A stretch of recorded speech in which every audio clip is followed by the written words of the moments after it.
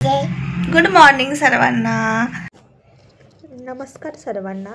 तर माझ्या माता पित्यांना आणि मोठे भाऊ बहीण आहेत जे माझे व्हिडिओ बघत आहेत सर्वजण, त्यांना प्रथम नमस्कार माझा. आणि तुम्हाला आजचा दिवस खूप छान आणि सुंदर जाओ हीच आई जगदंबे आणि बाप्पाच्या चरणी प्रार्थना.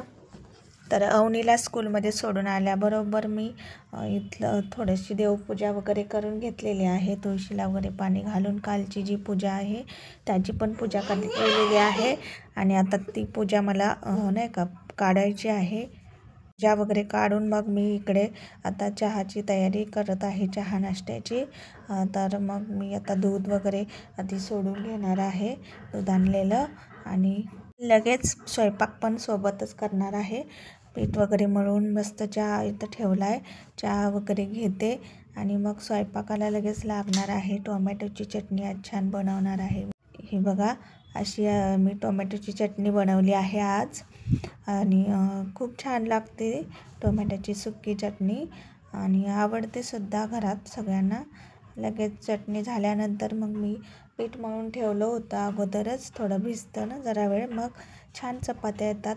आणि तसंच मळून ठेवलं होतं, त्याला तेल वगैरे काही लावलं नव्हतं मी.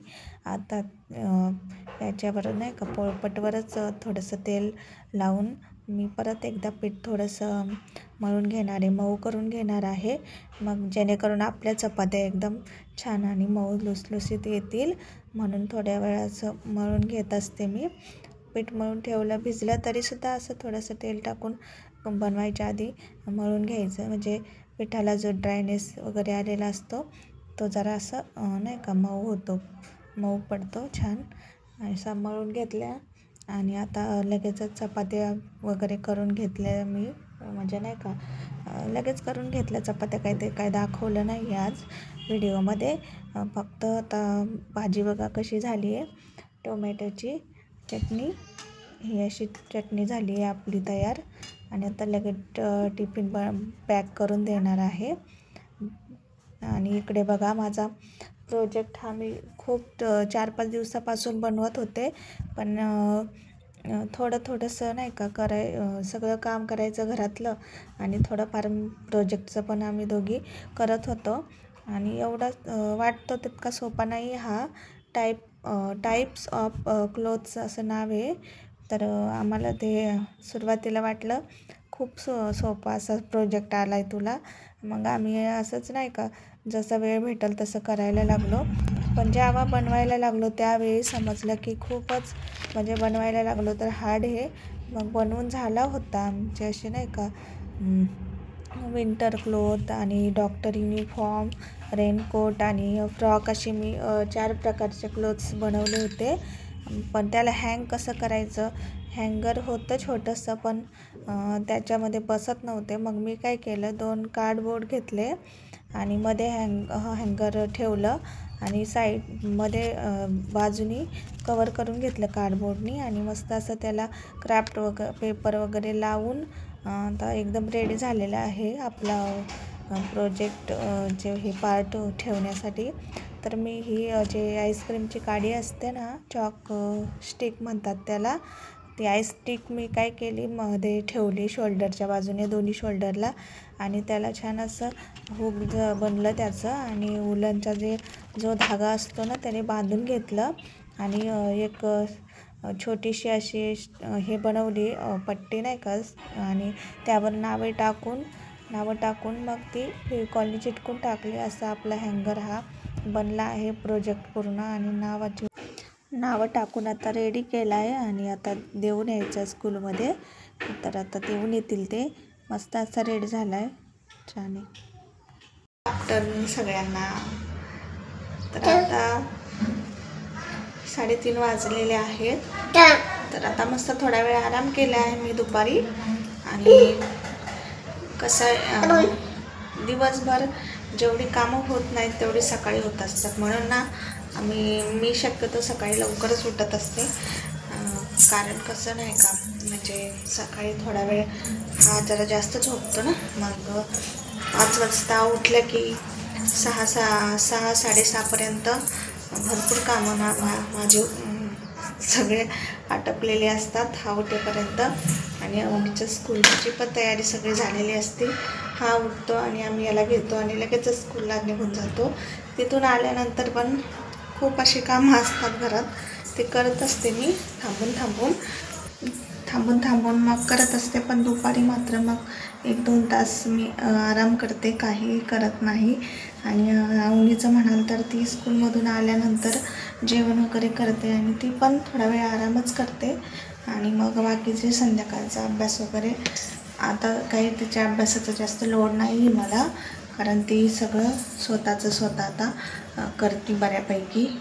पहिलं असं नव्हतं होत की ती करायची थोडंफार, पण जास्त मला लक्ष द्यायला लागायचं. पण आता जसा आमचा शिव आला आहे तसं ती पण खूप स्वावलंबी झाली आहे. सेल्फ स्टडी म्हणतो ना आपण, तेच करायला लागली. ती आता स्वतः अभ्यास करते आणि ठीक आहे, सगळं काही व्यवस्थित करते. त्यामुळं तिच्याकडे जास्त मला लक्ष द्यायला म्हणजे नाही का लागत नाही जास्त लक्ष द्यायला. फक्त तेवढं की स्कूलमध्ये सोडायचं आणि घेऊन यायचं. स्कूल पण खूप जवळ आहे इथून, फक्त असं की मध्ये रस्ता क्रॉस करावा लागतो स्कूलपर्यंत जायला. मध्ये रोड आहे, त्यामुळं तिथपर्यंत जावंच लागतं आणि घ्यायला पण जावं लागतं, कारण पॅरेंट्सशिवाय स्कूलमधून सोडत नाहीत.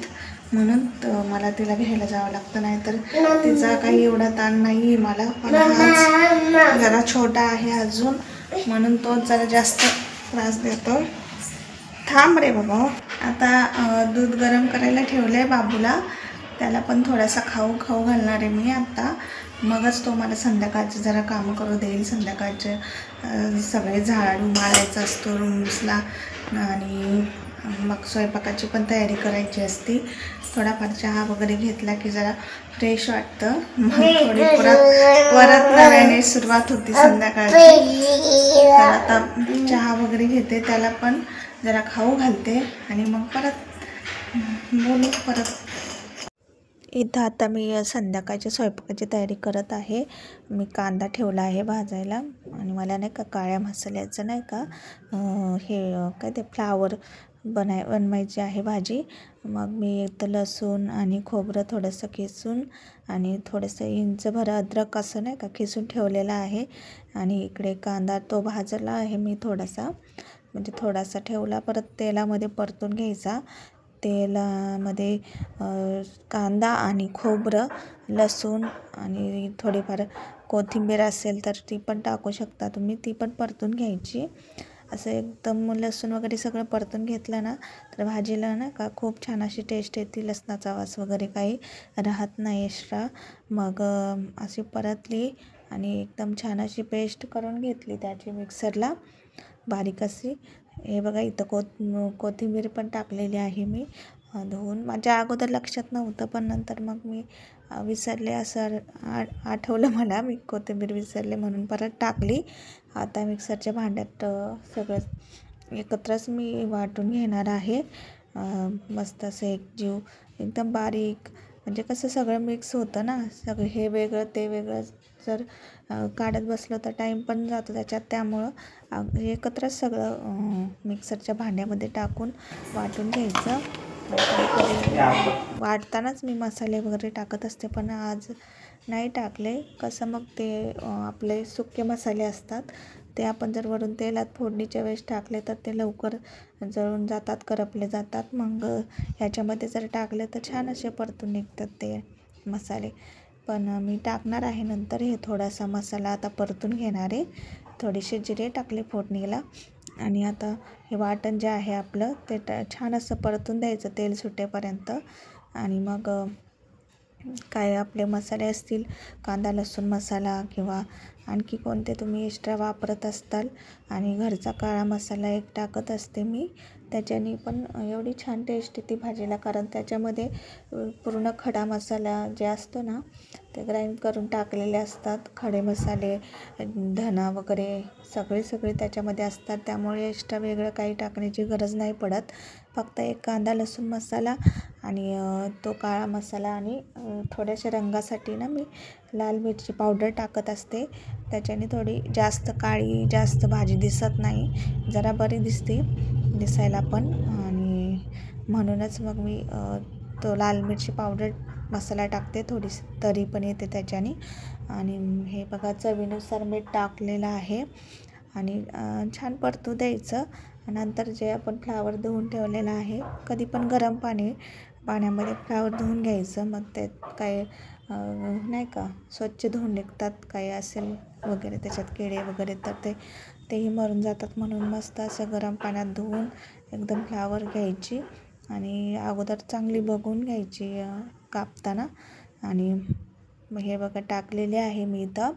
आता छान अशी परतून घ्यायची फ्लावर आणि मगच त्याच्यात कधी गरम पाणी पण करून टाकलं तरी चालतं आहे, नाहीतर थंड पाणी टाकलं तरी काही नाही. पण थोडंसं गरम शक्यतो टाकत जायचं असल्या काळ्या मसाल्याच्या भाज्या असेल तर, त्याच्याने कट पण छान होतो आणि तरी पण येते भाज्यांना आणि छान दिसते भाजी पण. म्हणून गरम पाणी टाकले की लवकर पण होते भाजी, थोडीशी वेळ लागत नाही. आणि इकडे आता भाकरी करणार आहे मी आज, ज्वारीची भाकरी. संध्याकाळी शक्यतो मी ज्वारीच्याच भाकरी करत असते. आता करून घेते भाकरी वगैरे. तर आता भाकरी इथं बनवणार आहे. ज्वारीची भाकरी आणि भात असेल तर ही अशी भाजी ना खूप छान लागते खायला. आणि भात तर पाहिजे अशा थोड्याशा पातळ भाज्यांसोबत. मग आणि थोडासा जिरा वगैरे टाकून जिरा राईस टाईप मी थोडा भात बनवला आहे. तर आता संध्याकाळची थोडी देवपूजा करून घेतली. हे बघा आपली भाजी अशी झाली आहे, छान झाली होती भाजी मस्त अशी.